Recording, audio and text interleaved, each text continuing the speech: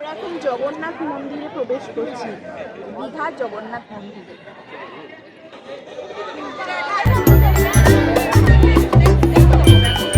Hello and welcome back to another episode of Travel with Swagata. 2025 সালের 30শে April সুন্দরী দীঘার মুকুটে যুক্ত হলো একটি নতুন পালক। খুলে গেল নবনির্মিত জগন্নাথ মন্দিরে দ্বার সাধারণ মানুষদের জন্য। এই জগন্নাথ মন্দির এখন বর্তমানে দীঘার একটি অন্যতম আকর্ষণ। আমরা মন্দির উদ্বোধনের পর দেরি না করে মে মাসের 4 তারিখেই পাড়ি দিই দীঘার উদ্দেশ্যে এবং চলে যাই সুন্দর জগন্নাথ মন্দির দেখতে।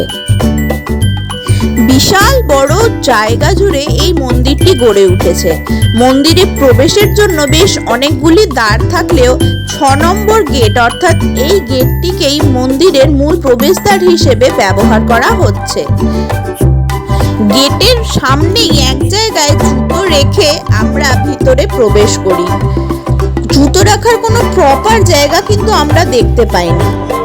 ভিতরে প্রবেশ করার পর দেখি বেশ অনেকটা অংশ হেঁটে গিয়ে তবে মূল মন্দিরের দেখা পাওয়া যাবে।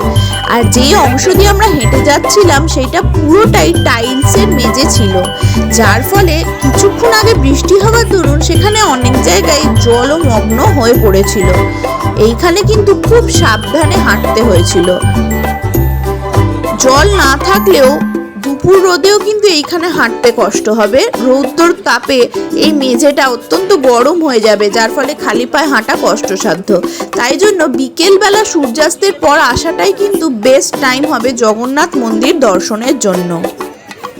আমরাও বিকেলে গেছিলাম কারণ আমরা এই মন্দিরের লাইটিংটাও দেখতে চেয়েছিলাম। এই মন্দিরের লাইটিংটার কাজ অপূর্ব।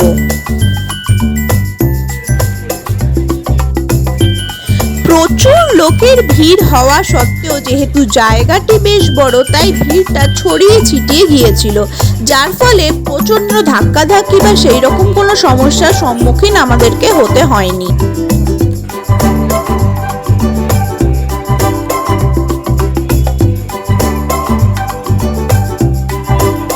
এরপর ধীরে ধীরে সূর্যাস্তের সময় হয়ে আসে, আর সূর্যাস্তের সময় এই মন্দিরের আশেপাশটা দারুণ দেখতে লাগছিল।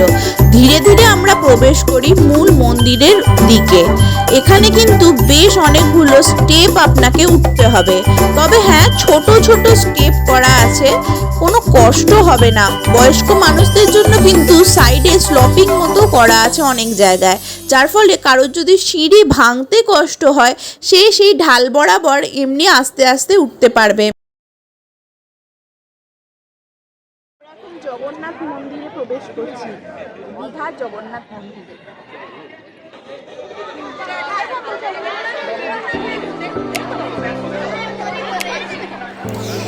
এটি হলো মূল মন্দিরের প্রবেশদ্বার।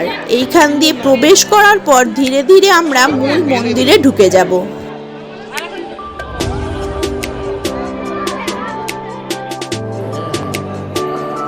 মন্দিরে প্রবেশের সময় দুই ধারে এইরকম কিছু দেবদেবীর মূর্তি করা আছে।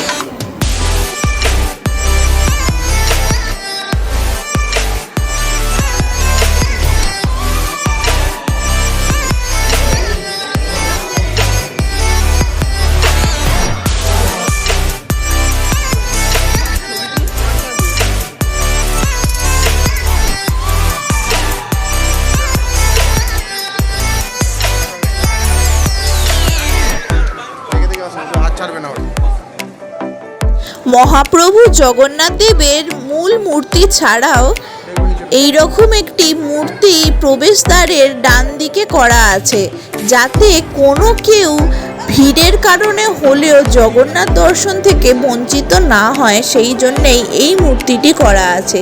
সকলের জন্য প্রভু জগন্নাথ সব সময় এখানে বিরাজমান।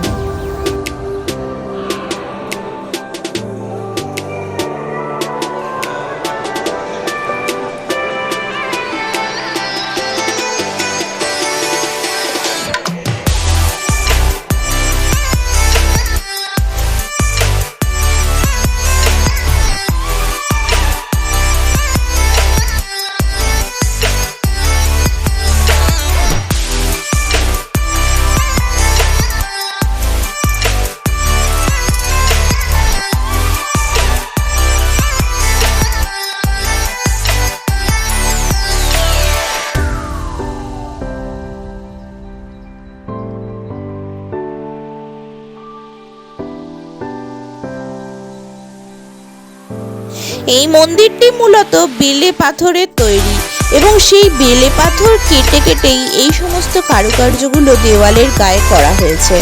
দেখতে সত্যি দারুণ লাগছিল। আর সন্ধেবেলা আলো জ্বলে ওঠার পর তো এর সৌন্দর্য যেন আরো বেড়ে গেল।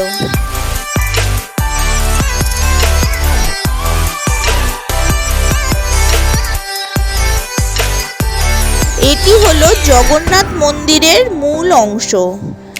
বেশ বড় জায়গা এবং ভিতরে অনেকগুলি কারুকার্য করা থাম, আর চারিদিকে পর্যাপ্ত পরিমাণে আলো আছে।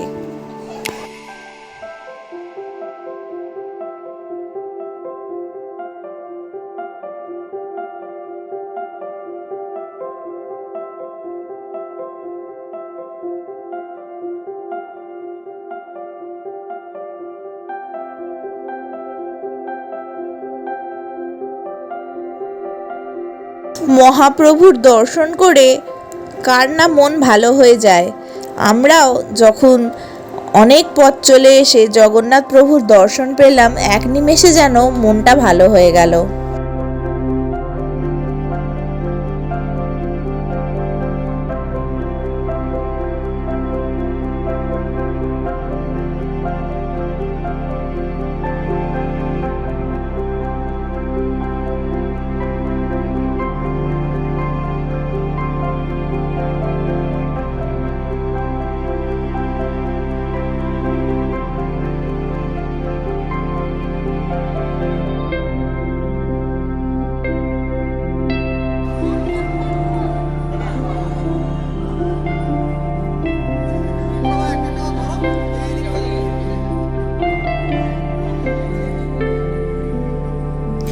দর্শন করে বেরিয়ে কিন্তু আবার পুরো মন্দিরটাকে চক্কর খেয়ে পিছন দিয়ে আপনাদেরকে সেই একই জায়গা দিয়ে এক্সিট করতে হবে।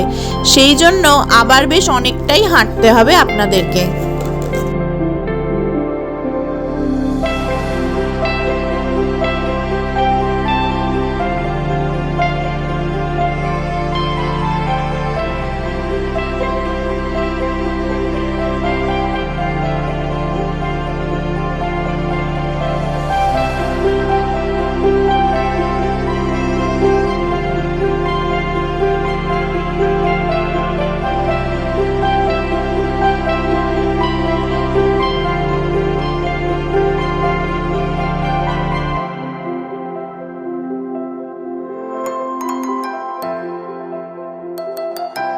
অনেকেই কিন্তু দীঘার এই জগন্নাথ মন্দিরের সাথে পুরীর জগন্নাথ ধামের তুলনা করছেন, তবে আমার মতে কোনো তুলনা চলে না। জগন্নাথ ধাম হলো জগন্নাথ দেবের প্রতিষ্ঠার জায়গা, আর এই জায়গাটিকে জগন্নাথ দেবের একটি সুন্দর মন্দির হিসেবে ঘুরে আসাই যায়। তাই আমি আপনাদেরকে বলবো, মনে কোনো দ্বন্দ্ব না রেখে দীঘার এই জগন্নাথ মন্দিরটি অবশ্যই দেখে আসুন। এটি কিন্তু একটি মাস্ট ভিজিট প্লেস। আজকের এই এপিসোডে আপনাদের সাথে আমার জগন্নাথ মন্দির ঘোরার বিভিন্ন স্মৃতি শেয়ার করলাম। এরপর আমি আবার কোনো এক নতুন জায়গার একটা নতুন ভিডিও উপহার দেব আপনাদেরকে। তাই আমার চ্যানেলের সঙ্গে যুক্ত থাকুন আর আমাকে সাপোর্ট করুন। Bye bye for now.